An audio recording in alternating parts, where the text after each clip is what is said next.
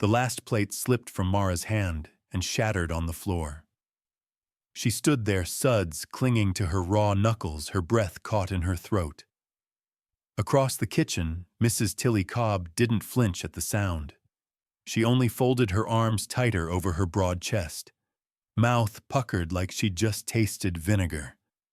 "Every girl your age has already gone," Tilly said, eyes scanning Mara with the sharpness of someone who knew exactly where to press.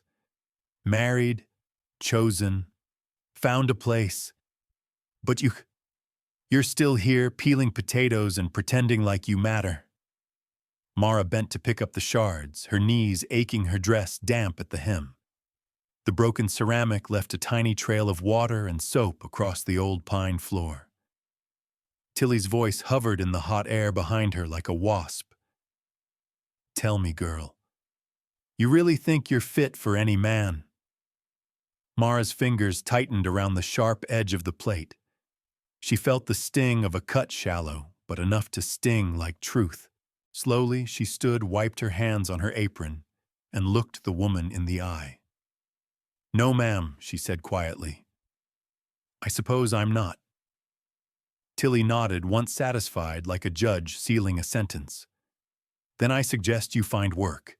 This house is closing in 2 weeks, and you're not the kind to get picked." She turned and walked out, her shoes clacking down the hall, leaving silence and broken porcelain behind her. Mara stood alone, $17 left to her name. No family, no offers, no place left to go. Her hand throbbed as she cleaned the floor, wrapped the cut with a strip of old cloth, and scrubbed the last of the dishes with mechanical precision. The boarding house had grown colder these past months, not from weather, but from the slow peeling away of hope. Every girl who left did so with a ribbon in her hair and a man's name in her mouth. Mara stayed behind, unseen, in the corner of every photograph, the one who swept the confetti after the celebration. She stepped outside into the dusk, the air was dry and mean with a whisper of snow yet to come. The church stood quiet across the square, the bell tower casting a long shadow down the street. Something fluttered on the bulletin board, nailed to its fence, barely holding on against the wind. A page, yellowed, curling at the edges. Mara crossed the street and tugged it free. The handwriting was rough, almost childlike. "Widower, 3 children. Help needed. Iron Creek Valley Ranch. Room and board. Send word." It was unsigned. Desperate. Unpolished. Honest. She stared at it for a long time, the paper trembling between her fingers. There was a train that ran west from Billings every Wednesday. She knew because she'd watched girls leave on it for years, hoping to be chosen in places where no one knew their name. But Mara had tried once before. 2 years ago, she'd answered an ad from a man in Missouri. She traveled 3 days, bought a new dress, brushed her hair until her arms ached. When she stepped off the train, he took one look at her, took in her size, her plain face, her hopeful eyes, and laughed. "You're not what I ordered," he said. "You're not fit for any man." He didn't touch her bag, didn't ask her name, just walked away. She took the next train home and didn't speak of it again. But tonight, the air felt different, not kind, but cracked open just enough. She turned the paper over, blank on the back. No name, just a place, Redemption Creek. That was a day's ride north, far, remote. But then wasn't she? That night, Mara sat on the edge of her narrow bed and wrote a telegram. Her handwriting shook, but she pressed each letter into the paper with the steadiness of someone who had nothing left to guard. "Mr. Red Elk, I am able and willing. I have experience with children. Can leave immediately. Monsieur Whitebird." She didn't sign Miss, didn't lie, didn't add flourishes, just truth. The only thing she still owned. In the morning, she walked the length of Main Street, with her carpet bag, pausing only to slide the telegram through the slot at the general store. The train hissed on its track, like it didn't want to be bothered with passengers. A few men loading cattle barely looked up as she climbed aboard. She sat alone for most of the journey, watching the horizon flatten, then rise, then fold into hills as Iron Creek neared. Her thoughts stayed silent. She didn't imagine her arrival, didn't pretend to dream. She just watched the land, waiting to be unwanted again. But when the train pulled into the small station at Redemption Creek, the platform was not empty. 4 women stood in a cluster, laughing too loud. Their dresses were finer, their hands soft. Mara's heart sank. She recognized their posture like wildflowers cut just for show. They'd seen the same ad. Maybe they'd sent telegrams too. At the far end of the platform stood a tall man beside a rough wagon. His hat was pulled low, and beside him stood 3 children, still quiet, unnaturally so. They looked carved from silence. The smallest girl clutched a ragged toy and didn't blink. The blonde among the women walked forward first. "You must be Mr. Red Elk," she said sweetly. "What are the wages, room and board?" $10 a month. She laughed like it was a joke. 10 for 3 children, I'd need 20. And Sundays off. Another chimed in, waving a gloved hand. I'd need a clothing stipend and a proper room with a lock. The third wrinkled her nose. Are they even well-behaved? I won't tolerate wild children. The man's jaw tightened. Their mother died 4 months ago. They're grieving. That's very sad, said the blonde. But your offer isn't acceptable. And just like that, they turned and walked away, laughing again, as if none of it had been real. The man looked down. The smallest child's eyes filled with tears, but she made no sound. Mara's feet moved before her heart caught up. She stepped off the platform, her bag in hand. Her throat burned, but she kept walking. One of the women turned and sneered. "You think he wants you? Look at yourself." Mara didn't stop, didn't answer. She walked straight to the man. His eyes met hers, gray, tired, clear. "Mr. Red Elk," she said, "I'm Mara Whitebird. I sent a telegram." He looked at her for a long moment, looked at her body, her hands, her face, but he didn't laugh, didn't turn away. And she said what she had never dared say out loud, not like this. "I am not fit for any man," she said, voice trembling. "I know that. I've known it for a long time." The platform went quiet. Even the blonde stopped smirking.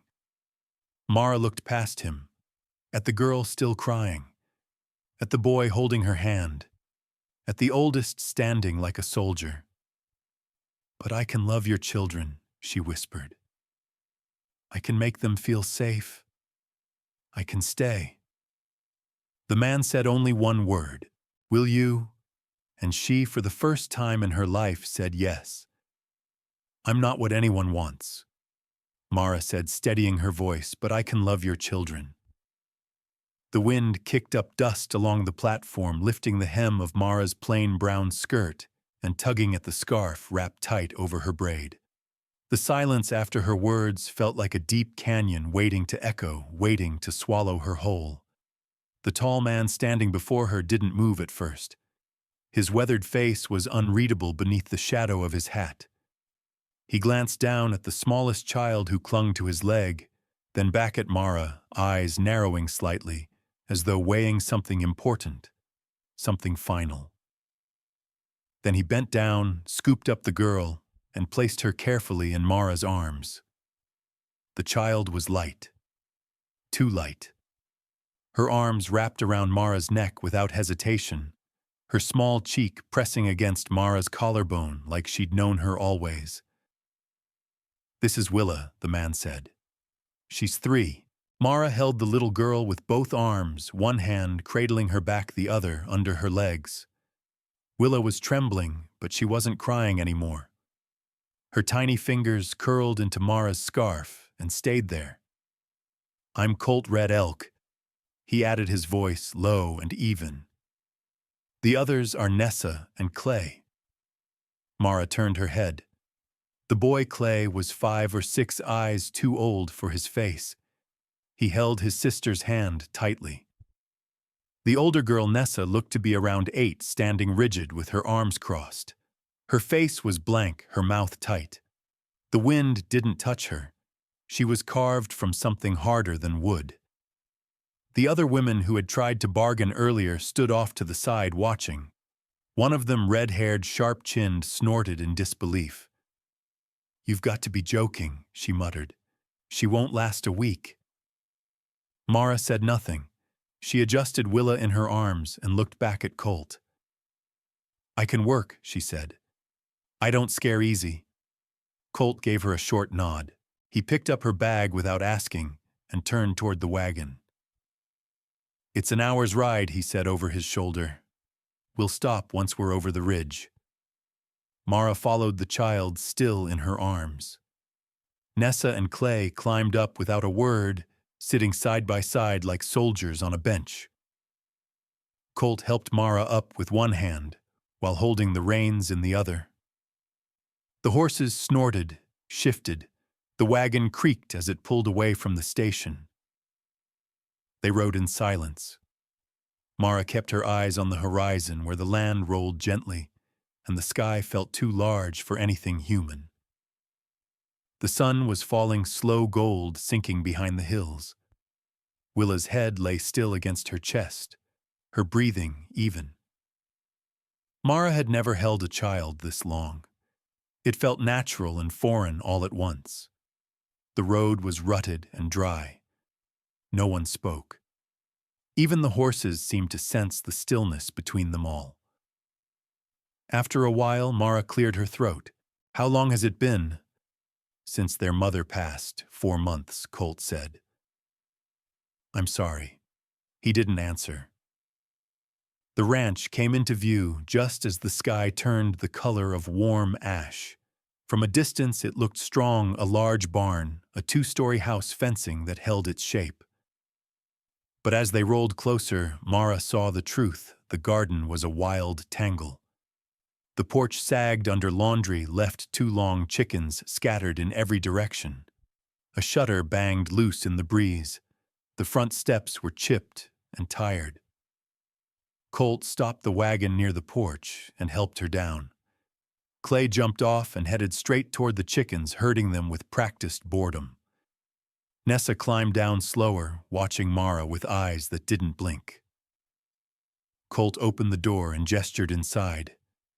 "It's not much," he said. "I haven't kept up with things." Mara shifted Willa's weight and looked around. "It's not bad," she said softly. "It's grief." He looked at her. Something shifted in his eyes, just a flicker, and then he nodded, once turned away and called the children inside. The interior of the house smelled faintly of ash and boiled potatoes. Dust clung to every surface. Dirty dishes filled the sink. Baby toys lay scattered on the floor untouched. The home had once been full of life. Now it sagged under the weight of everything left undone. Colt led her to a small room off the kitchen. It was narrow with a bed, a stool, and a window that faced the barn. A trunk sat at the foot of the bed lid, open, empty. There was a lock on the inside of the door. "This was the hands' room," he said. "You'll sleep here. No one comes in without knocking." "Thank you." He left her to settle in. Mara stood in the room with Willa still asleep in her arms, unsure what to do next. She placed the girl on the bed, tucked her coat beneath the child's head, and stepped back into the kitchen. Nessa was there, sitting at the table with her arms crossed, staring hard. "You won't stay," the girl said flatly. "I don't know," Mara said, "but I came to try. Everyone leaves." Mara knelt by the table so they were level. "I'm not everyone. That's what the last one said." Mara nodded. "How many 5, Nessa said, since Mama died?" "One broke a plate and cried. One said Clay was slow. One hit Willa for wetting the bed. One told Papa he was a fool. The last one only stayed 3 days. Mara looked into the child's eyes and saw no fear, just weariness. "I understand if you don't trust me," she said. "You don't have to. I'm not here to replace your mother. I'm just here to help. You'll go." Maybe Mara admitted, but not tonight. She stood and walked to the sink. She rolled up her sleeves and began to clean. The dishes were caked and crusted. The water ran rusty for a moment, then cleared. She scrubbed without thinking, her muscles remembering rhythm more than reason. An hour passed. She worked through it.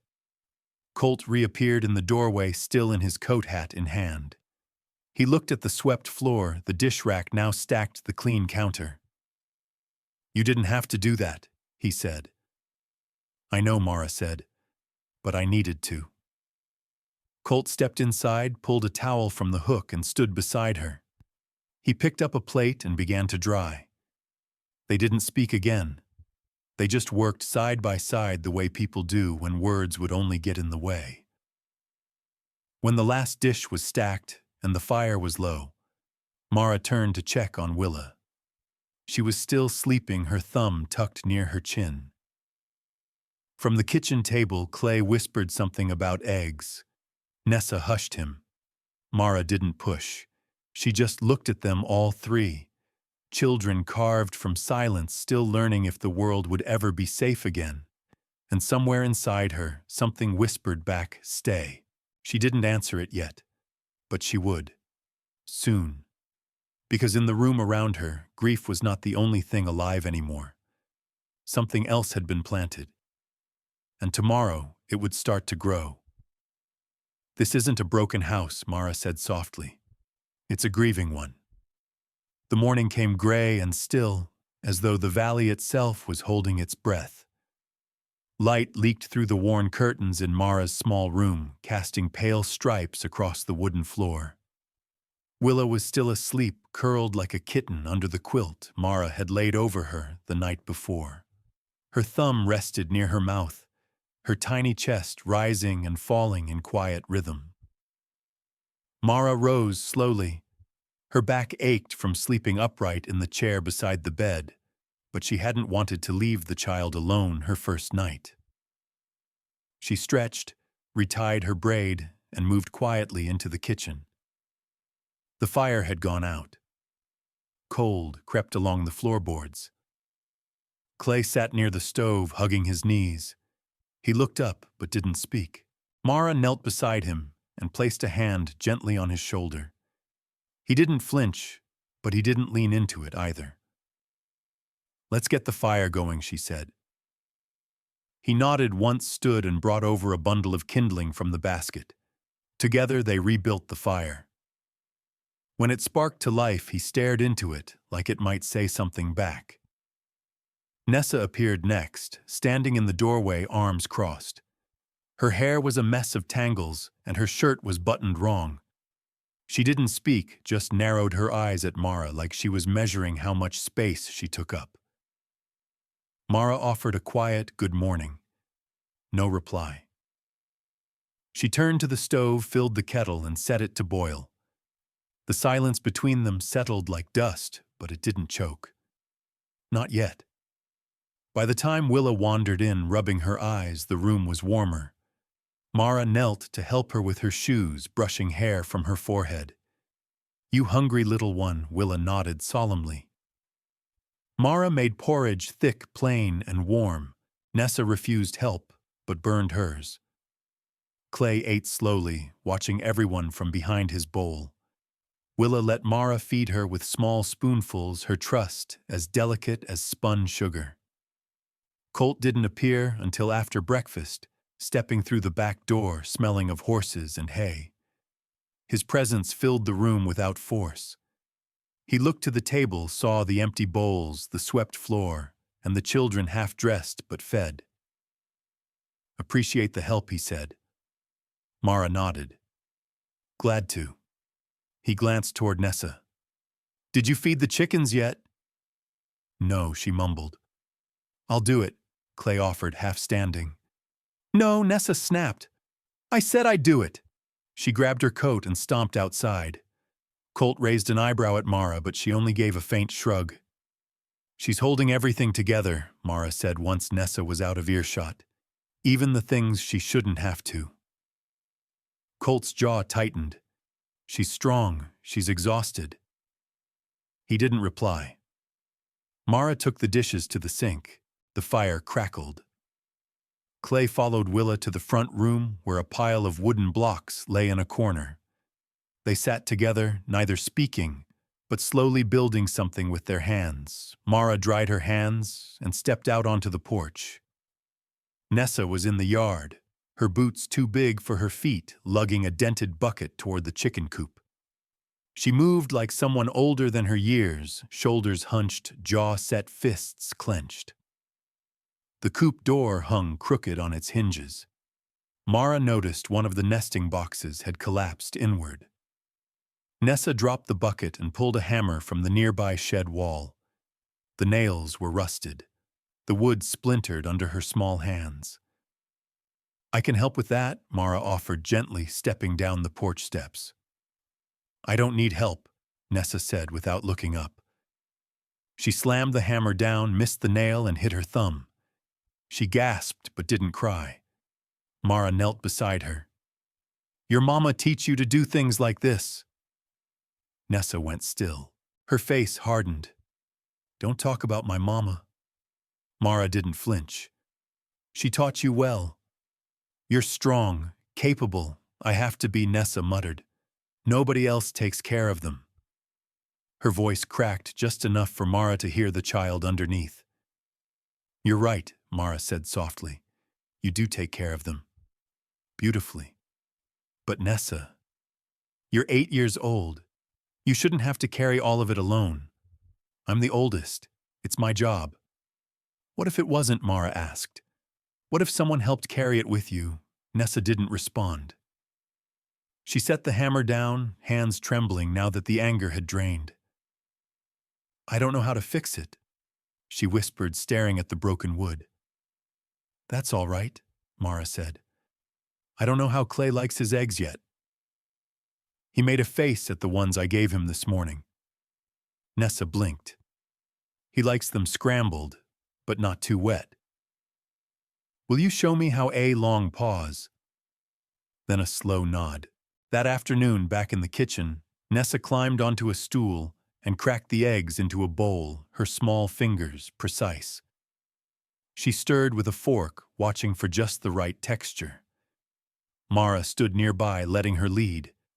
Clay ate every bite without a single complaint. Mara pretended not to notice the flicker of pride in Nessa's eyes.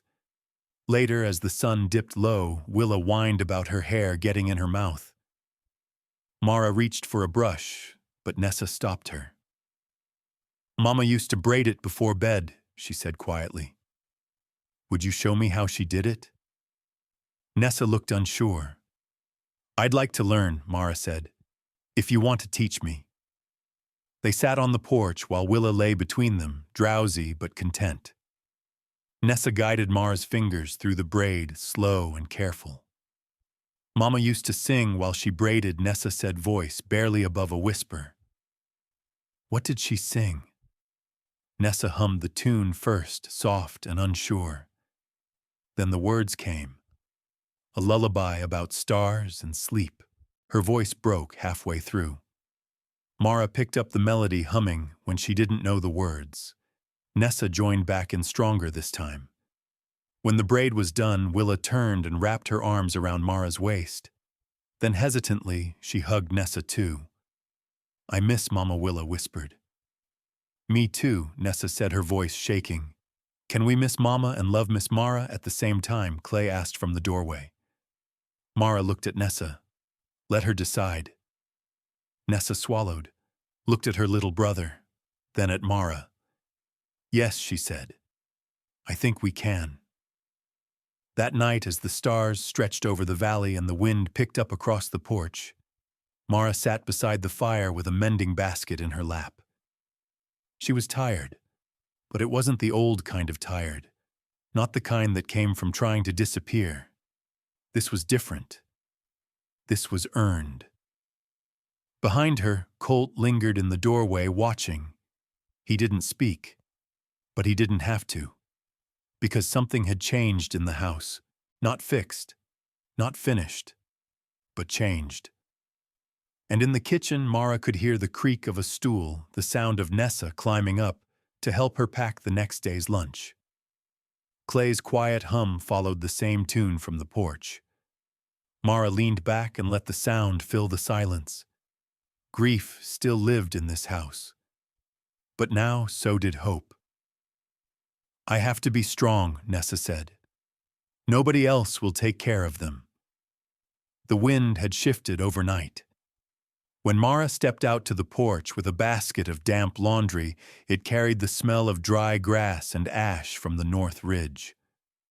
Fall had begun its slow crawl down the mountain, and the sky wore a flatter shade of blue, muted heavy. She hung shirts and dresses, pinning each one in place as the breeze tugged and flapped at them like impatient children. From the chicken coop came the hollow clunk of wood on wood. Mara glanced up.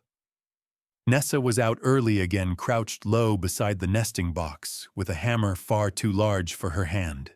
She hadn't eaten breakfast.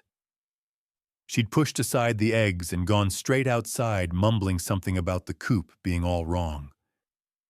Mara wiped her palms on her apron and stepped down into the yard. As she neared, she saw the problem: the nesting box had collapsed inward. One of the hens stood on the edge, indignant, clucking, as if to say, "Where do you expect me to lay now?"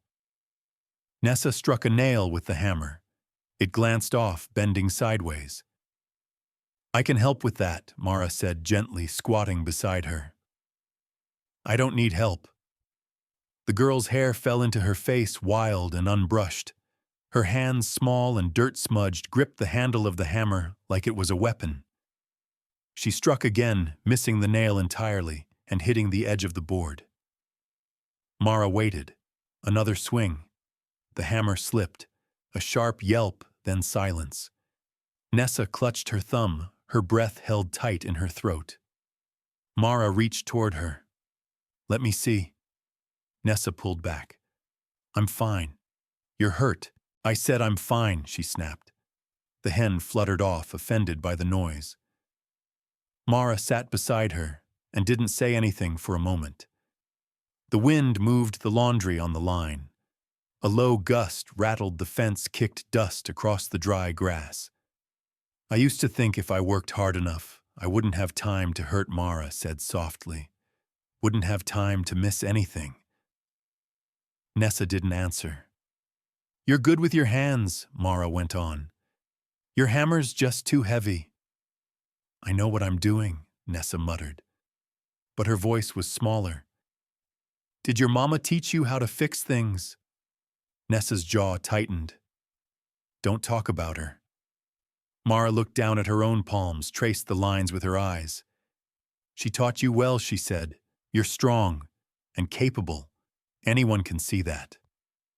Nessa's shoulders stiffened. "I have to be," she said.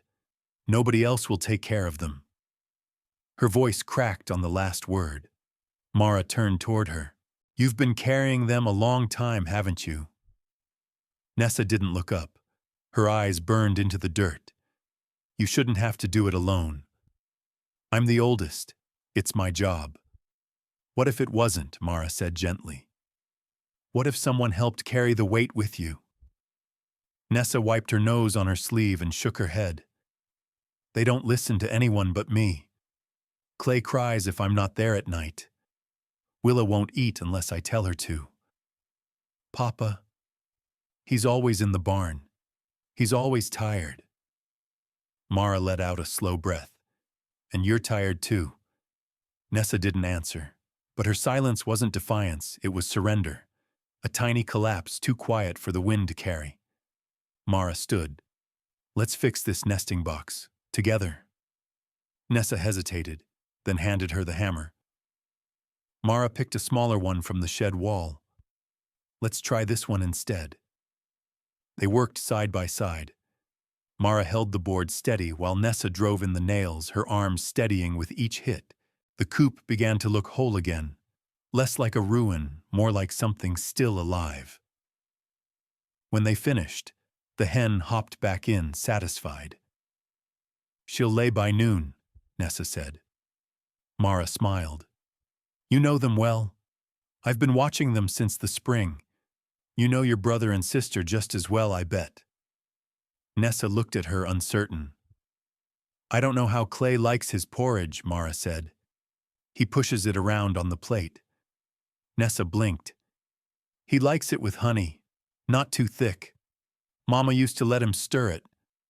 "Would you show me?" A slow nod. That afternoon, Mara brought Willa into the kitchen and handed her a brush. "Your sister's going to show me how Mama used to fix your hair. Think you can help?" Willa nodded solemnly and climbed into the chair. Nessa guided Mara's hands through the braiding pattern, 3 strands, then 4, tucked the loose ones in. Her own hands were small but sure, moving with memory more than thought. "Mama used to sing while she braided," Nessa said quietly. "What did she sing?" Nessa hesitated. Then, in a voice unsure but sweet, she began to hum. The tune was simple, a lullaby about stars and moonlight and sleep. Her voice cracked halfway through. Mara picked up the melody, humming when she didn't know the words. Nessa joined back in, stronger this time. When the braid was done, Willa turned and hugged Mara, wrapping her arms around her waist. Then, without prompting, she hugged Nessa too. "I miss Mama," Willa whispered.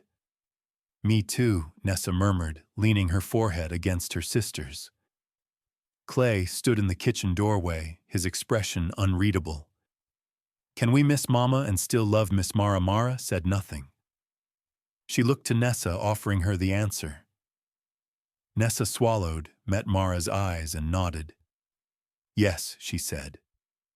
"I think we can." That night, Mara stirred soup while Clay set the table. Willa sat on the floor with a handful of dolls, humming the lullaby under her breath. Nessa stood by the pantry, stacking jars, focused but calm. Colt stepped inside, brushing dust from his coat. He froze a moment, watching the scene in front of him. Something unfamiliar passed across his face, something lighter than surprise, heavier than relief. "They're different," he said later when the children had gone to bed. Mara looked up from the hearth, where she sat mending one of Clay's shirts. "How do you mean they're lighter? Like their age again? Like kids? They just needed someone to let them be children." He nodded slowly. "You did that." "No," Mara said gently. "You did. You gave them safety, food, a home." He looked down at his hands. "I tried, but I didn't know how to reach them. You didn't have to do everything alone either." He looked up. His eyes were tired but clear. "I'm still learning." Mara smiled. "So are they." He sat across from her, the silence between them softer now, not something to fear. Outside, the wind moved across the porch. Inside, the fire burned steady. In the room beyond, Nessa stirred in her sleep, murmuring something about chickens. And for the first time since Mara arrived, the house felt warm in more than one way. Because the walls weren't just holding pain anymore. They were holding love. And soon, laughter. This house hasn't sounded like this in a long time, Colt thought, watching them laugh. The morning started with flour everywhere. Clay had spilled half a sack trying to drag it across the kitchen floor. Willa trailed behind him, leaving small boot prints in the mess, while Nessa scolded both of them without much force. Her hands were already wrist-deep in dough, sleeves rolled to her elbows. Mara couldn't help but laugh as she dusted off her apron and reached for the bowl. "You're going to ruin the yeast if it stays too cold," she warned, nudging Nessa gently aside. "Let's cover it and give it time to rise." "But Clay wants to knead it now," Willa insisted, tugging on the hem of Mara's skirt. Mara looked down at her, smirking. "Patience, little one. Bread takes time, same as people." Everything takes time, Nessa muttered, brushing flour off the table. Colt leaned against the doorframe, arms folded across his chest. The smell of firewood and fresh hay still clung to his shirt. His boots were caked in frost-bitten mud, but he didn't move from his spot. He just watched. Watched his children elbowing each other over who got to stir next. Watched Mara roll dough between her palms with a rhythm that made it look easy.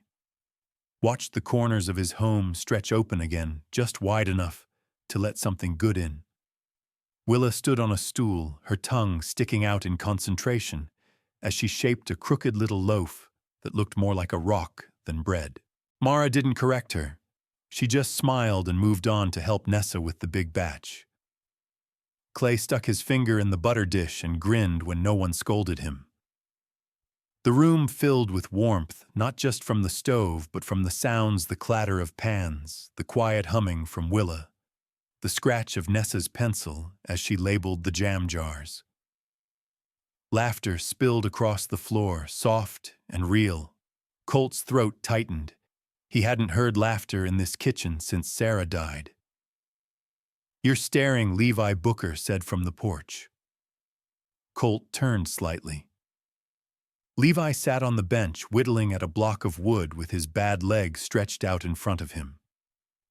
The war had taken his strength on one side, but his eyes missed nothing. "I'm allowed," Colt muttered. Levi raised an eyebrow. "Didn't say you weren't. Just noting the look of a man realizing something slipped past his walls."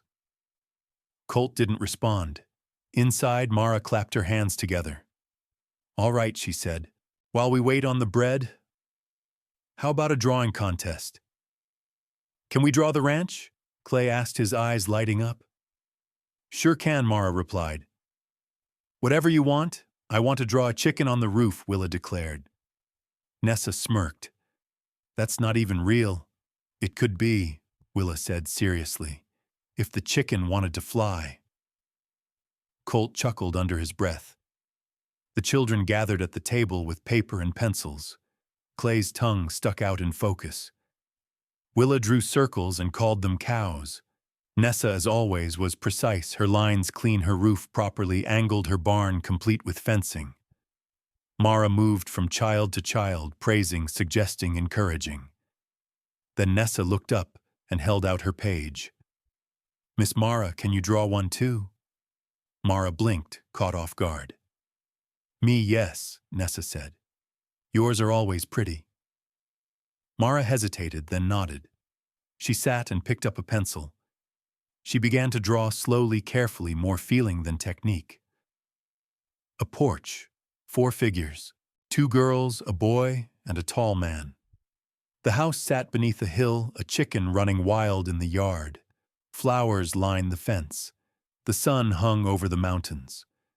Colt stepped forward, drawn by the stillness in the room. He looked down at the paper, saw himself there, unmistakable even in Mara's unpracticed lines. He glanced at her hands. They were steady, stained with flower fingers curled around the pencil, like she was drawing something sacred. "It's perfect," Nessa whispered. "It's just a drawing," Mara said quickly, her cheeks flushing. "I meant all of it," Colt said. She looked up. Their eyes met. In the quiet between them, something passed that hadn't been said aloud yet, but lived in every corner of the house. In the clean dishes, in the braided hair, in the silence that no longer echoed. Then Clay tipped over the ink jar. It splashed across the table, bleeding into the drawings, turning the barn into a puddle of blue and soaking the paper flowers into smudges. Nessa squealed. Willa gasped. Clay's eyes went wide with panic. "Oh no," he whimpered. "I ruined it." "No, you didn't," Mara said, already reaching for a cloth. "Just gave it a little personality." Colt grabbed another towel and helped mop up the mess. Everyone moved quickly, hands darting across the table. Clay sniffled, but Nessa elbowed him gently. "It's okay, Squirt. We'll make new ones." The moment passed in a flurry of laughter and ink-streaked fingers. Later, when the bread came out of the oven, the children sat on the floor with their heels crossed, buttering warm slices with their hands. Willa's was a misshapen lump, slightly burnt on one side, but she held it like a treasure. "It's crunchy," she said proudly.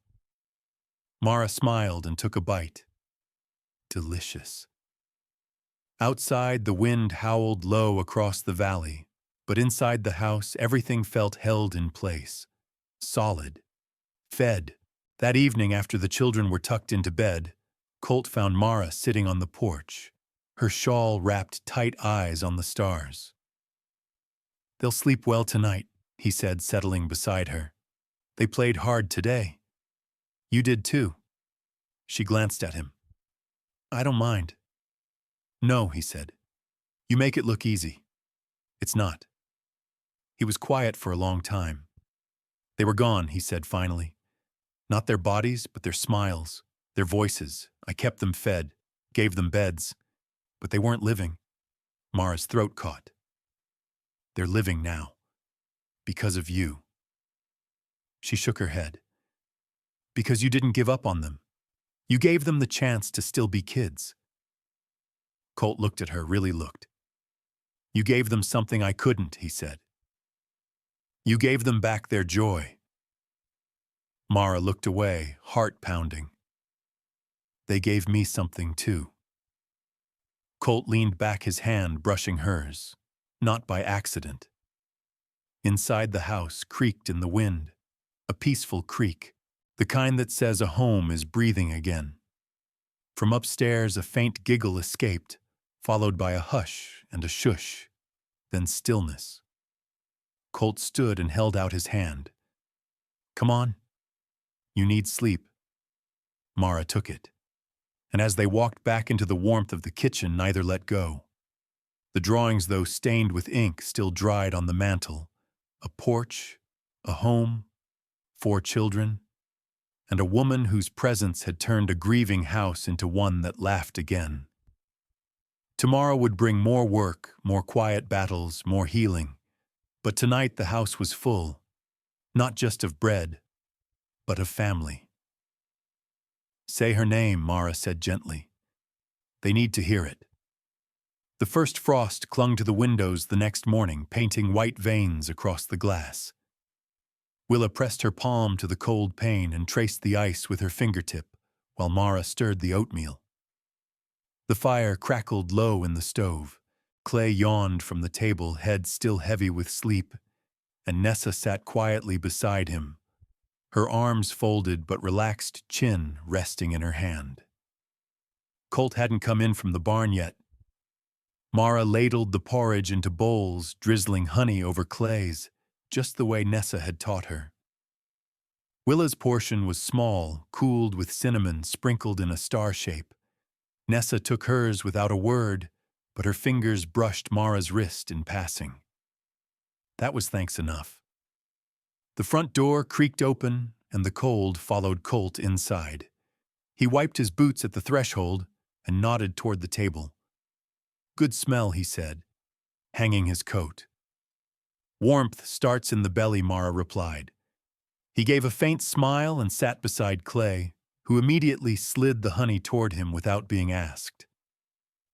Colt offered a quiet thanks. Willa chewed slowly, watching him. Then she spoke.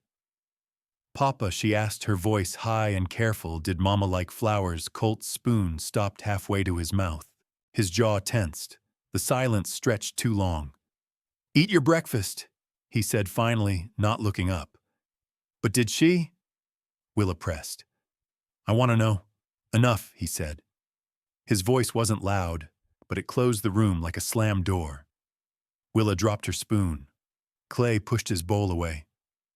Nessa stared down at the table, her hands curled into fists. Mara reached for Willa's hand beneath the table, squeezing gently. "She did like flowers," Mara said softly, glancing at Colt. "Didn't she?" Colt rose from his chair. "I've got fence posts to check." He was out the door before anyone could speak again. Later, after the dishes were done and the children had taken their chores out into the yard, Mara found Colt in the barn. He was repairing a harness that didn't need repairing, hands moving with too much force, as if punishing the leather for being unbroken. "You can't do that," she said quietly. He didn't look up. "Do what shut them out when they ask about her." The rhythmic pull of his hand slowed. "They're children, and children need to remember. They need to know it's safe to speak her name." His shoulders hunched. "You think it's easy for me? I think it's not supposed to be," Mara said, stepping closer, but they asked. "Willa wants to know what her mama liked. Clay can't remember her voice. Nessa won't even say her name. You're the only one who can make it safe again." He shook his head. "Talking about her makes it real. Makes it final." "It is final," Mara whispered. "She's gone, Colt, but your children are still here, and they're learning that love means silence, that remembering means danger, that grief should be locked away and hidden." He turned to face her, his expression raw, eyes rimmed red. "What if I can't?" he said. "What if I start talking about her, and I can't stop breaking?" "Then you break," she said, voice steady. "And I'll be there. We all will. To help you pick up the pieces." For a long time he didn't speak. The only sound was the soft breath of the horses and the creak of wood in the cold. Then he leaned forward, bracing his hands on the workbench, his head bowed. "Sarah," he said. Her name was Sarah. Mara placed her hand gently over his. He didn't pull away. That Sunday, Colt dressed the children in their church clothes and hitched the wagon. Mara started to climb in, but he stopped her with a hand on her arm. "I think I need to take them alone," he said. "You've given them space to grieve. I need to do the same." She nodded. "Of course." She watched them ride off toward the small hill where the cemetery sat beneath the cottonwoods, the children's heads bowed as the wagon creaked through the gate. The wind pulled at Mara's shawl, but she didn't move. She stood on the porch and waited. They were gone for over an hour. When they returned, Willa held a small bundle of picked dandelions in her lap. Clay's face was streaked with dried tears. Nessa sat beside her father, her hand resting quietly on his arm. They didn't speak much the rest of the afternoon, but that night something shifted. As the fire crackled low and the children gathered in the front room, Colt stood beside the mantel and cleared his throat. "Your mama," he said, voice soft, "but sure used to sing a song about mockingbirds when you were small. Do you remember?" Nessa nodded. Clay looked uncertain. Willa sat cross-legged on the rug, waiting. "Hush, little baby Colt," began his voice, deep and unsteady. "Don't say a word." Nessa joined in her voice, clear and sweet. Clay followed his tone, shaky but strong. Mara sat by the hearth watching the three of them sing the lullaby in pieces, voices weaving into something whole. Willa leaned against Mara's knee, her fingers resting on her dress. When the song ended, the silence was soft, not heavy. "Can we talk about Mama now?" Nessa asked. "Without you getting sad," Colt knelt beside her and took her hand. "I'll always get sad," he said. "But yes, we can talk about her. Anytime you want." "I'm glad," Nessa whispered. "I was scared I'd forget her voice." "You won't," he said. "I'll make sure of it." Later, after the children were asleep, Mara found Colt sitting on the porch, hands clasped between his knees, eyes on the stars. "You did good today," she said, easing down beside him. He didn't look at her, but his voice was quiet. It felt like saying goodbye all over again. "Maybe it was," she said. "But it also sounded like you were inviting her back in, letting her live in their memories." He nodded. "They need that. So do you." He turned, then eyes catching hers in the dark. You were right, he said. About everything. About what they needed. About what I was afraid of. Mara looked down at her hands. I only knew because I've been afraid of the same things. He reached out slow and unsure and covered her hand with his. They love you, he said. They love their father, she whispered. They love you too, he said firmer this time. And I see it. In the way they laugh. In the way Willa sleeps through the night now. In the way Nessa lets go of things she used to hold too tight. Mara's chest ached with something too big to name. You gave them space to grieve, he said. And somehow you gave them back their childhood. Mara squeezed his hand gently. You gave them the roots. I just helped them remember they could grow. They sat in silence, listening to the wind move across the fields. Somewhere out there, the night held the breath of their old life and the stirrings of a new one. Inside the house slept. But for the first time in a long time, it didn't feel haunted. It felt holy. You're not a guest anymore, Mara, Nessa whispered. You're the reason this house breathes again. Mara stood alone in the garden just before dusk, her hands deep in the soft dirt. Spring had come fast that year. The apple trees bloomed early, their branches dripping with white blossoms like prayer flags in the wind. She was planting sweet peas beside the fence, where the children had hung a worn horseshoe for luck. The earth was warm, fragrant, alive. Behind her, the screen door creaked open. Nessa stepped out barefoot, a blanket slung over her shoulder, and Willa's sketchbook tucked beneath her arm. Her hair was braided in two tight rows, little wisps escaping and curling at her temples.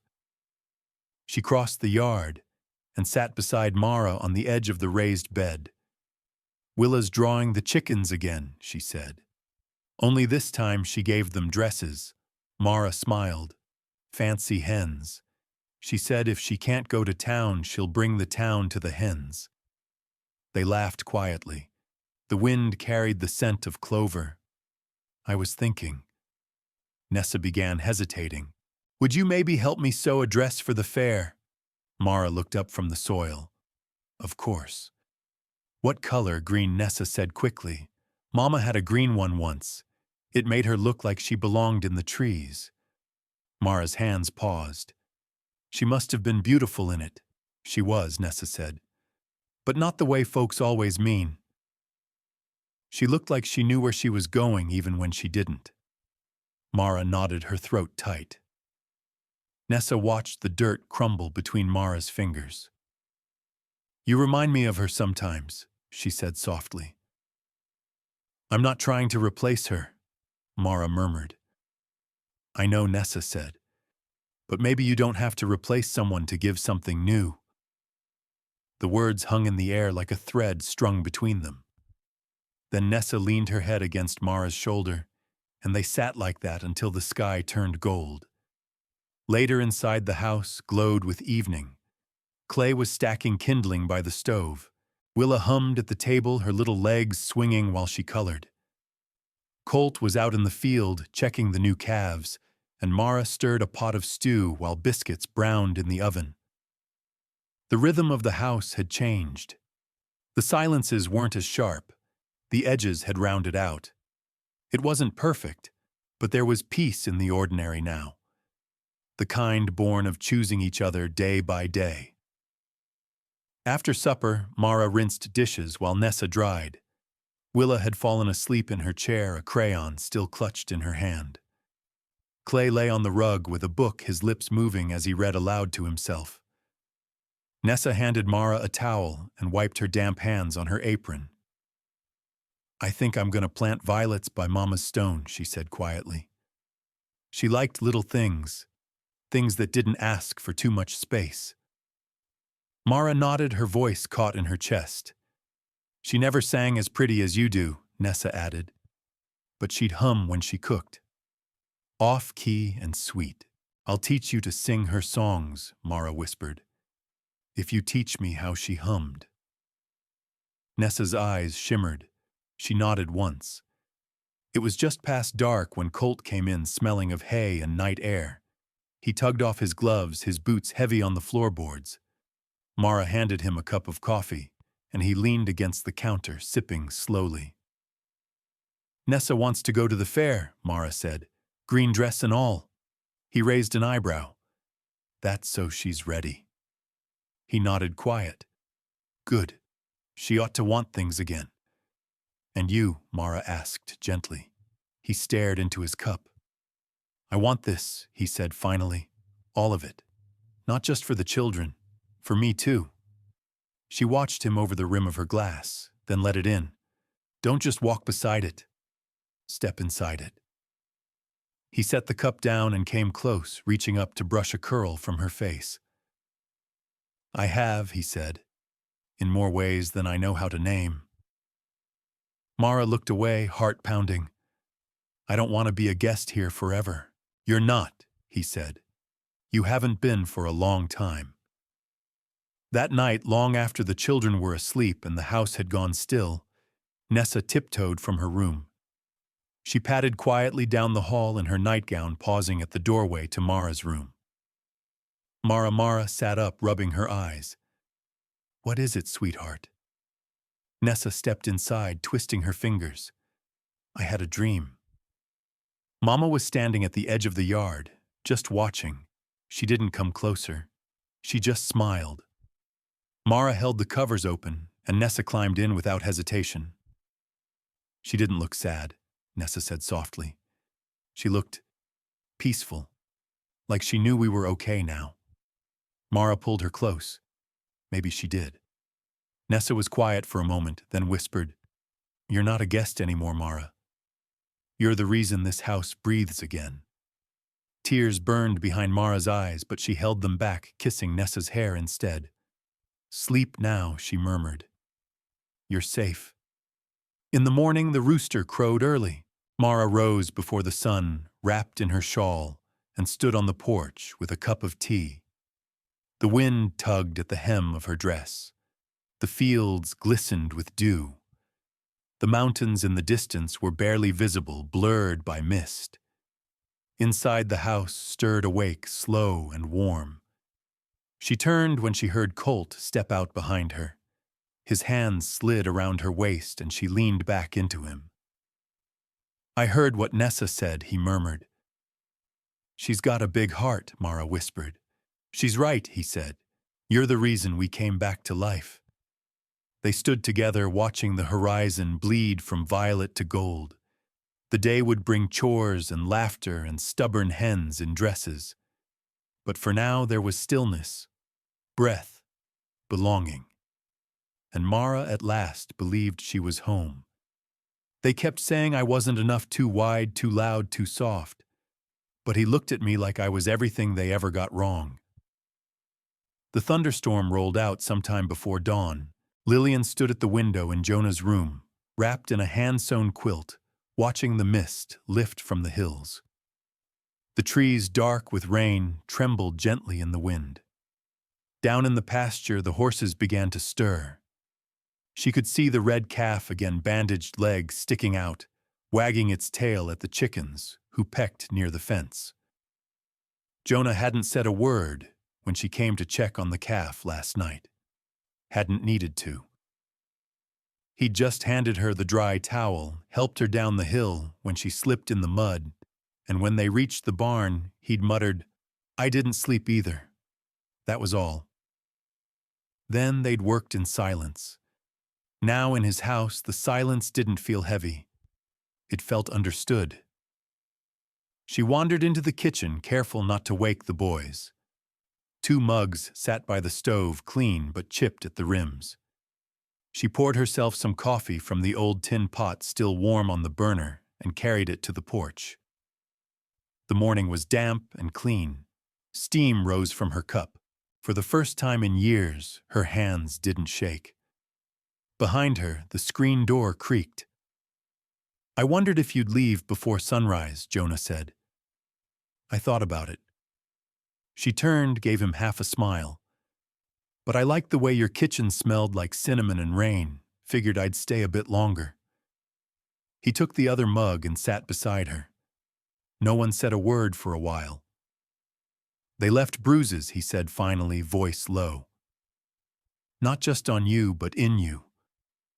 I see it when you look at the door like it still might open the wrong way. She gripped her mug tighter. I hate that they made me think silence was safety, that shrinking down was strength. His eyes narrowed. You ever been loud, Lillian? She laughed softly, once. In choir in 7th grade. Miss Jefferson told me to sing quieter, said I was drowning out the others. I never sang again. Sing now, he said, not looking at her. She blinked. What sing something? Doesn't matter what. Just for you. For the porch. For the morning. I'd feel ridiculous. I'd feel lucky. Lillian stared out at the pasture. She hadn't sung in years, not even to herself, not even in the car. But something inside cracked loose. Her voice came out raw, unsure, but there. Swing low. Sweet chariot. She paused, shaking a little. Comin' for to carry me home. Jonah closed his eyes. Don't stop. Her voice steadied. The words came fuller round her until the melody carried itself. She filled the space between them with something real. Not perfect, but true. When she finished, he whispered, That's the loudest sunrise I've ever heard. Lillian covered her face with her hands. You're going to make me cry in front of the cows. They won't tell a soul. He set down his mug, leaned forward, elbows on his knees. I know what it's like to be told you're not what someone wants. To be reminded over and over by silence or sarcasm or eyes that scan past you. I used to think my quietness was a curse, that I'd never be able to fill the spaces left behind. Lillian watched his hands as he spoke, weathered and steady, but fidgeting now, rubbing his thumb over his knuckles. I thought if I just worked harder, he continued. Ran the ranch better, kept the house going, kept the boys upright. Maybe I wouldn't be so easy to forget. She reached over without thinking, resting her hand on his. You were never forgettable, Jonah. He swallowed. Neither were you. The screen door banged again, and little feet shuffled across the wood. Levi, hair sticking out like hay, stood holding a stuffed bear under one arm. He blinked sleepily. Miss Lillian, did you make that toast with cinnamon sugar again? I might have if someone washed their hands first. The boy scampered off, and Lillian stood with a deep sigh. Time to feed the hungry masses. Jonah caught her hand as she passed and held it a moment longer than necessary. She didn't pull away. That afternoon, the boys helped her in the kitchen. Lillian stood barefoot on the cool linoleum apron dusted in flour, while Jessie measured out too much vanilla, and Levi snuck sugar straight from the bag. Jonah worked out back mending a broken fence panel, but every so often she'd catch him glancing in through the screen, like he was memorizing the way she stood at the stove. By evening, the pie had cooled, and the boys had passed out on the living room rug with picture books sprawled across their chests. Lillian sat beside them, her dress rumpled and soft toes tucked under her. You make this place feel like it never lost anything, Jonah said from the doorway. She looked up. What do you mean? He stepped inside, pulled a chair close, and sat. After Claire passed, everything felt paused, like we were surviving, but only just. The days blurred. The house got quieter. But now, with you here, there's music, laughter, someone remembering to buy cinnamon. She smiled. You're saying I bring chaos. I'm saying you bring color. Lillian looked down at the boys, their chests rising and falling in steady rhythm. Sometimes I think I was meant to mother even without children of my own. They already call you that, you know, Jonah said. Her heart caught. What Levi told the postman yesterday. My new mama makes the best pies. Tears stung her eyes, sharp and warm. She pressed a hand to her mouth. You don't have to say anything, Jonah added quietly. I just wanted you to know they already feel it. And so do I. She looked at him, really looked, at the lines on his face from years of hard mornings, at the steadiness in his voice and the question lingering behind his eyes. I've spent my whole life being told I was too much or not enough, she said. But here I feel exactly right. Jonah reached for her hand again. This time she didn't hesitate. Outside, the moon had risen, casting the fields in soft light. A lowing cow broke the silence now and then, but otherwise the house held the kind of quiet that felt holy. She leaned her head against his shoulder, the sound of his breathing grounding her. I'm not going anywhere, Jonah, she said, voice barely a whisper. I wasn't going to let you, he murmured back. They sat there a long time, wrapped in the kind of stillness that speaks louder than words. And when Lillian closed her eyes, she didn't dream of the past or of running. She dreamed of home, of cinnamon and fences and morning songs, and of being loved just as she was, wide, soft, and strong. A woman doesn't scream like that unless her soul is coming undone. The scream tore through the pines like a lightning strike, high, sharp, and not meant for human ears alone. Every man working the far end of the pasture heard it. Birds fled the treetops. The mule team stopped in place as if spooked by something unseen. But the rancher didn't stop to ask questions. He dropped the fence rail he was holding and took off running. Boots slammed the earth. Hat lost somewhere behind. He knew that sound. It had a different pitch than pain. It was betrayal rising through the throat, laced with fear and the final straw of a heart breaking open. Dawn had only just begun its slow crawl across the ridge, burning gold behind the trees. The ranch still slept in shadows, but that scream lit up every nerve in his body. He found her on her knees in the barn. Abigail's hands were shaking white-knuckled on the edges of an opened satchel. Contents strewn like fallen leaves envelopes the broken clasp of a wooden jewelry box, a pale blue dress soaked from melted snow, where she must have knelt in it. Her face didn't look like hers. It looked like someone else's pain had tried to wear her skin.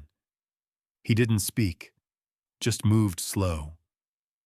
She didn't look up. He lied to me, she rasped. All of it. The rancher crouched. She was still holding a photograph worn at the edges, the kind printed from an old studio long closed. In the image, a young boy with wild eyes gripped a man's hand. The man's face had been torn halfway down the middle. Not torn by accident. Torn like a wound you couldn't bear to see again. She pushed the photo toward him, breath shaking. That's my brother. And that's my father. The man who sold me. The man who said he had no choice.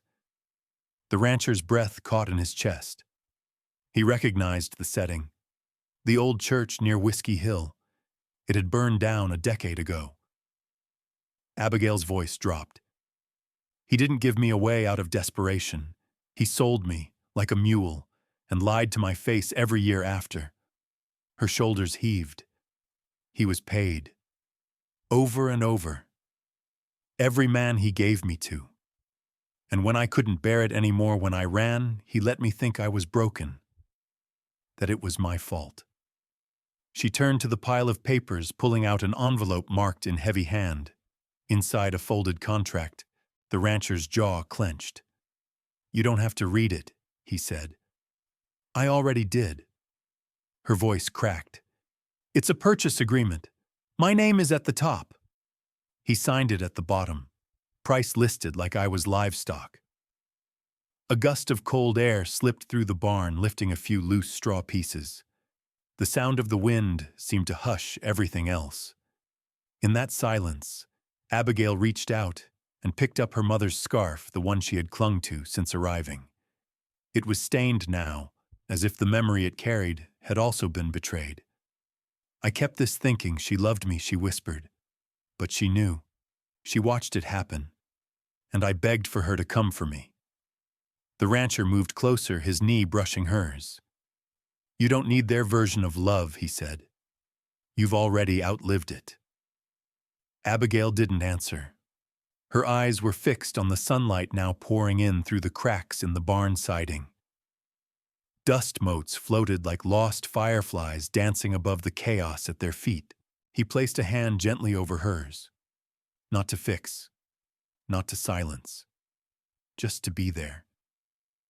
She finally looked at him.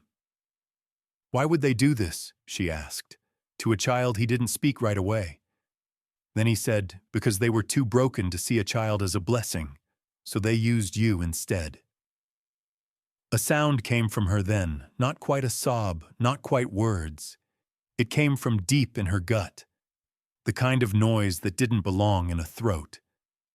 She leaned forward and pressed her face to his chest. He held her until the tremors stopped.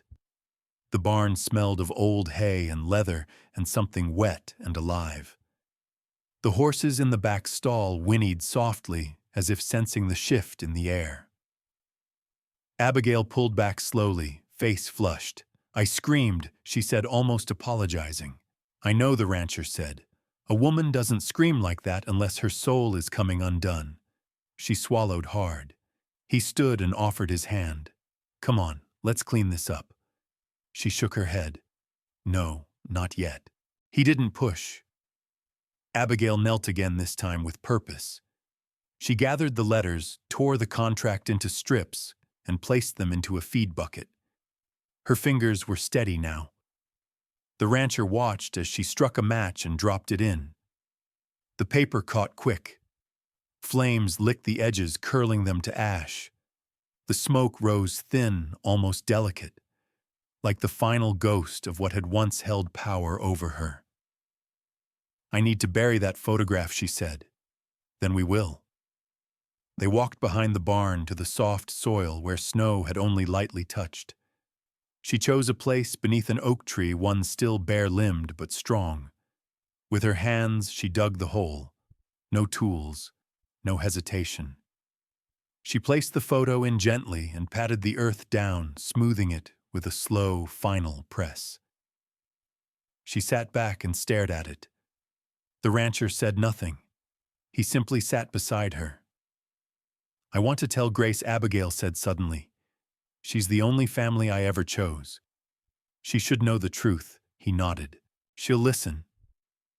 Abigail wiped her hands on her skirt, streaking the fabric with earth. I'm not ashamed anymore, she murmured. Not of who I was, only of how long I believed their version of me. A hawk screeched somewhere above the treetops. She looked up, blinking at the sun. I want to go see them, she said. The ones he sold me to. All of them. Not for vengeance, I want them to know I lived, that I wasn't erased. The rancher's brow furrowed. Are you sure? She nodded. It's not for them. It's for me. I want to walk into every place they thought I'd disappear and prove I didn't. He looked at her and saw something different now. Not just strength. Resolve carved from the marrow. I'll go with you, he said. She smiled. I was counting on it. The wind shifted. The cold had less bite now. Abigail stood and brushed her hands on her coat. But first I want to write Grace. I need to tell her before I face what's ahead. The rancher stepped beside her as they walked back toward the cabin, shadows behind them, sunlight in front. A crow called from the top of the barn, as if witnessing something unspoken pass between them. When they reached the porch, Abigail paused and turned toward the mountains. I may have been sold, she said quietly, but I was never owned. And with that, she opened the door and stepped inside. The letter took 3 drafts to finish. Abigail sat at the small kitchen table near the stove where the kettle let off soft huffs of steam. Morning light draped through the window in long bars of gold landing on the wrinkled pages she'd crumpled beside her boots. She didn't want to get it wrong. Grace deserved more than a rushed account or a half-told memory. She deserved the truth, steady, full, unflinching. The final version was only 2 pages, but every word had weight. Grace, she wrote, I've carried silence like a second skin. I peeled it back this week, and underneath was the girl I used to be, the one you protected before you even knew how. She told her everything, about the satchel, the contract, the scream that broke her open. She told her about the photograph, the burn pile, the burial under the oak. She told her what she'd remembered, and what she'd finally stopped trying to forget. And she ended it with, I'm not afraid anymore. Not of them.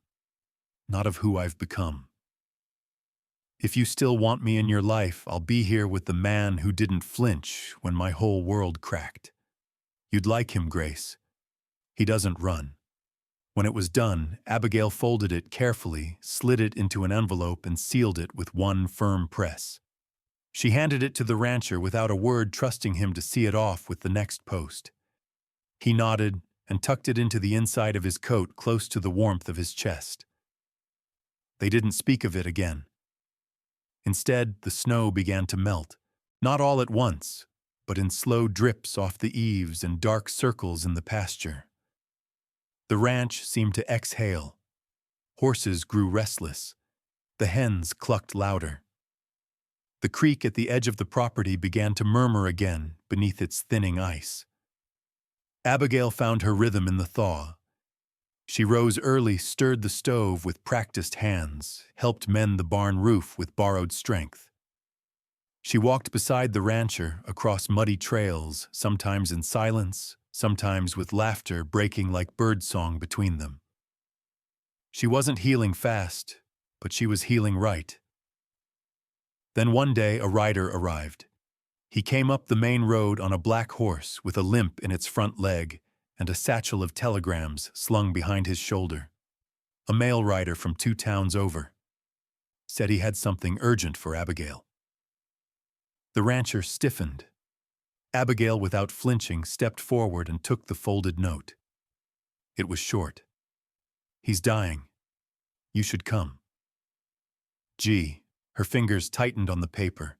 The rancher read it once over her shoulder, then looked to her. Gideon.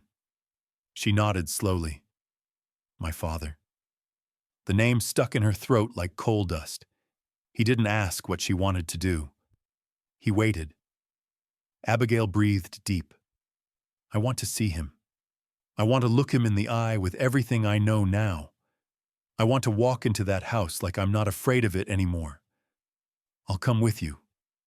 She reached for his hand. I was counting on it. The journey took 2 days. They packed light. The rancher hitched up his wagon, and Abigail brought only 1 bag, her clothes a jar of salve Grace had once made for sore hands, and a ribbon from her mother's scarf. Not to wear, just to remember. The hills they passed through were waking from their winter sleep. Sap rising in the trees, snow pulling back like a tide. They didn't speak much on the road, just listened to wind, to wheels, to memory. They reached the edge of her old hometown just before sundown. It hadn't changed much, still smelled of wood smoke and sawdust. The church had been rebuilt smaller than before. The general store looked shuttered. A few boys kicked a rock in the street with the same anger she'd once carried in her chest. Her father's house was on the far side of town. White fence, sagging porch, a place that used to feel bigger than it was. They didn't knock. The door creaked open on its own. The house smelled of dust and boiled potatoes. The rancher stayed close behind her boots, solid on the warped floorboards. Her father lay in the front room on a cot shrunk by sickness. His frame looked nothing like the man who used to tower over her. His eyes were hollow, but still carried that old glint, the one that made you flinch before the blow landed. He blinked when he saw her. No smile, no apology. "Didn't think you'd come," he rasped. Abigail stepped forward. "I didn't come for you, I came for me." His mouth twitched, but it wasn't amusement. It was irritation. "You were always too soft," he muttered. "Too soft to survive." "No," she said, steady. "I was too soft to become like you." He coughed hard. It sounded wet and final. She sat on the edge of the stool beside the cot. "I know about the contracts," she said. He didn't deny it. "I know about the money," she continued. "The lies. The men." Still, he said nothing. "I used to believe I was worthless," she said. "That no man would ever love me for anything but what he could take." She looked toward the rancher standing just inside the doorway. "But I was wrong. And that's why I'm here." Gideon's breath grew shallow.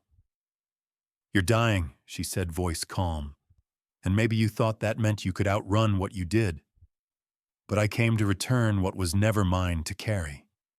She reached into her coat pocket and placed something on the bedside table. It was a folded handkerchief. Inside it, the last remaining note from his ledger, one of the payouts from years ago. "You can keep the guilt," she said. "It never belonged to me." He turned his head away. She stood. "I forgive you," she said, "but I don't excuse you. I just want the weight gone." Gideon didn't respond. Not with words, but something in his shoulders slackened like a cord had finally snapped. Abigail turned to go. The rancher stepped aside as she passed, then followed her out the door. Outside, the wind was still cold, but it didn't sting the same. The sky stretched wide with stars beginning to prick through. Abigail looked back only once, then said softly, "Some homes are meant to be left. Not lost. Left." He helped her back onto the wagon bench. She sat taller now. The quote she whispered next wasn't for him. It was for herself. "Forgiveness isn't weakness. It's walking away with both hands empty and still knowing you've won." And with that, the wheels rolled forward again, toward the place that had become hers by choice, not by chains. "I thought I was too broken to be wanted. Turns out I was just waiting to be seen whole." They returned to the ranch beneath a sky the color of pewter soft, with the hush of coming snow. But the weight in Abigail's chest was lighter now. Something had shifted, like the hinges of an old door, finally oiled, able to swing open after years stuck shut. The rancher didn't press her for words. He drove the last miles with quiet confidence, one hand steady on the reins, the other resting between them on the bench near enough she could feel the warmth of it. That was his way, anchored without pushing. As they crested the final ridge before the cabin, Abigail exhaled long and slow. "Felt like I left something behind," she murmured. He glanced at her. "Or maybe took something back." She smiled faintly, and that smile stayed with her through supper, through the clatter of dishes, through the way he brushed his hand against hers when she passed him a towel. The cabin was warmer than it had ever felt before, even with the fire low. But that night, Abigail couldn't sleep. She lay in the dark, listening to the wind combing over the roof, and thought about Grace. About the letter she'd sent. About whether it had been read or torn up, or tucked in a drawer to be read again. There was no way to know, but that didn't stop her heart from straining toward her sister, like a rope pulled tight between years. She rose before the sun and stepped outside, wrapping herself in a shawl. The barn lantern still glowed left on for the early feed. Snow hadn't fallen, not yet, but the stillness in the air promised it. She walked toward the barn out of habit. The horses stirred at her step, their soft whinnies greeting her like old friends. She rubbed down Belle's neck, whispering nothing in particular, just syllables to remind herself she was still here, still needed. The barn door creaked again behind her. She turned startled, but it was the rancher hair tousled from sleep eyes alert. "Didn't mean to wake you," she said. "You didn't." He looked at her for a moment, then stepped forward and handed her a folded slip of paper. "This came with the rider this morning. I almost didn't give it to you till breakfast." Her breath hitched. She took it. The handwriting was familiar, tight slanted. She unfolded it carefully. I read every word. Twice. "Come if you want. Bring the man who didn't flinch, Grace." Abigail pressed the note to her chest. The horses shifted around her, as if they too knew something sacred had just been spoken. "She wants to see me," Abigail said softly. "She should," he said. "I don't know what I'll find. You'll find her." Abigail lowered the note. "I'm scared she's changed." He stepped close. "You've changed too. That's the only way this works." She met his eyes. "Would you come, you already know." The next day they saddled up Belle and Jasper and rode out toward the county edge. It wasn't far. Grace had never gone too far. Just far enough to stay out of the shadows of their father's house. The trail was half mud, half frost. The sun never showed fully, only a pale disk behind gauzy clouds. Abigail's hands trembled around the reins the closer they got. They turned up the old logging road near Pine Hollow and followed it past a bend that opened into a clearing. There it stood, a little cabin, whitewashed, shuttered windows, smoke curling from the chimney. Abigail dismounted slowly. He reached for her hand. "Go on." She nodded, legs shaking beneath her skirt, and stepped onto the creaking porch. The door opened before she could knock, and there stood Grace. Her hair longer, a bit more silver at the temples, a tiredness in her eyes, but something else too. A softness that hadn't been there before. That sharp edge Grace had always used as armor gone, or maybe just lowered. They stared at one another. And then Grace whispered, "You came." "I wasn't sure if I should." Grace opened the door wider. "I wasn't sure if I'd open it." A pause. Then Abigail stepped forward and wrapped her arms around her sister. Not tightly, not desperately, but fully. And Grace held on just the same. Inside the cabin smelled of dried herbs and strong tea. A fire crackled low, and Grace motioned them toward the table. The rancher waited outside a moment longer, letting the two women sit across from each other, before quietly entering and setting his hat aside. They talked for hours. Some parts came easy, the horses, the garden, the work. Others took longer. Grace told her about the years alone, about learning to stop expecting an apology from a man who only knew how to wound. Abigail told her about the satchel, the memories, the scream that split her chest in the forest. Neither woman cried, but both of them looked like someone had set down a heavy thing they'd carried too long. "You didn't deserve what he did," Grace said finally. "Neither did you." There was silence again, but it wasn't sharp. Just full. Grace glanced at the rancher, who sat quietly by the fire with a mug of coffee. "He really didn't flinch, huh?" Abigail smiled. "Not once." Grace looked at her sister. "You found good." "I found safe." Grace reached across the table. "Hold on to that." And Abigail did. She took her sister's hand in both of hers, warm and trembling. Outside, the wind picked up brushing snowflakes across the glass. The rancher stood. "We should head back before the trail closes." Grace walked them to the door. Just before Abigail stepped off the porch, Grace tugged her close and whispered, "You're not broken, Abby. You're just more whole than they ever taught us to be." Abigail swallowed hard and nodded. They rode home in near silence. But Abigail didn't feel quiet. She felt full, safe, whole. I didn't return to prove them wrong. I returned to prove that I survived without their permission. Snow fell lightly the morning Abigail returned to Iron Creek. It clung to the fence rails and settled soft along the worn path up to the ranch house. Belle's breath came out in quiet puffs, and every hoofbeat seemed to echo a little louder than usual, as though the land itself was holding its breath.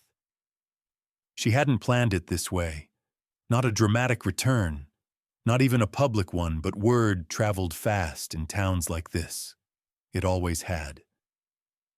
So it was no surprise when just past the old mercantile she caught sight of familiar faces stepping onto porches and peering from windows, their expressions a blur of curiosity, disbelief, and that strange, sharp blend of guilt and pride small towns wore like a second skin. Abigail kept her eyes forward, back straight in the saddle. She wasn't here to reclaim anyone's approval. She'd come to collect what was hers, and maybe leave behind what no longer needed to be carried. The rancher rode beside her, silent as ever. His presence alone was steadying. After meeting Grace and putting the pieces back into place between them, she felt anchored for the first time in years. Not rebuilt, not reinvented, just seen. The church bell struck noon as they passed the old boarding house, and that's when she saw her uncle's truck, parked out front, engine running. He stepped out slowly. Clyde Braxton had always looked like a man carved from wind and sun, deep lines around his eyes, jaw like granite. He hadn't spoken to her since the funeral, when he'd taken her hand without meeting her gaze and muttered, "Sorry about your father." That had been the extent of it. No mention of the house, the will, her disappearance, until now. Abigail dismounted, brushing the snow off her coat. She walked up the steps to where he stood. The rancher stayed with the horses, his hand gently resting on Belle's reins. Clyde cleared his throat. "I heard you were back." Abigail looked him dead in the eye. "I never really left. Not the land, not the work. Just the part of me none of you ever bothered to know." He shifted, uncomfortable. "You left the house. I had to. I wasn't safe. You knew that." "I didn't know the full of it," Clyde said, voice low. "Or I didn't want to." She let the silence stretch. "I came to talk about the will," he added. "I already read it. Grace helped me get the copy from the clerk's office." Clyde nodded, slowly removing his hat. "Then you know the property was put in your name." Abigail's jaw tightened. "I know he didn't leave it because he wanted to bless me. He just didn't expect me to survive him." "You're not wrong." The wind picked up, throwing snow sideways. "But it's yours," he said. "And the land's in decent shape. Some work to be done, of course. No one's lived there since." She glanced toward the north ridge, barely visible beyond town. That house. She started, but the words lodged in her throat. Too many memories. Too many shadows. "You don't have to live in it," Clyde offered. "You could lease the land. Sell it. Burn the house to the ground if that's what helps." Abigail looked back at him. "I'm not going to burn it. Not because it doesn't deserve it, but because I'm not giving him any more power, not even in memory." Clyde nodded again, slower this time. "And the papers?" she asked. "In the truck," he said. "You just have to sign 'em." She took them without another word. By the time she stepped back down to the road, the townsfolk had scattered again. Curtains dropped. Doors shut. That was fine. She hadn't returned to make anyone feel comfortable. She hadn't returned for closure. She had returned because this land still whispered her name, and she finally wanted to answer on her own terms. She turned to the rancher as she swung back into the saddle. "I want to see the house." He nodded once. "We'll ride slow." It wasn't far. The fences she'd mended as a girl still stood, though slanted. The barn leaned a little more now. The roof had holes. The porch steps had bowed, but it was standing. She dismounted again, boots crunching over snow and brittle grass. Her hands shook as she reached for the door, half expecting the same old creak of rage to greet her. Instead, silence. Dust hung in the air like breath. Sunlight poured through a broken pane and landed on the parlor floor where she'd once played jacks, back when the world still made some kind of innocent sense. Room by room she moved. The kitchen, the stairwell, the closet under the stairs where she used to hide.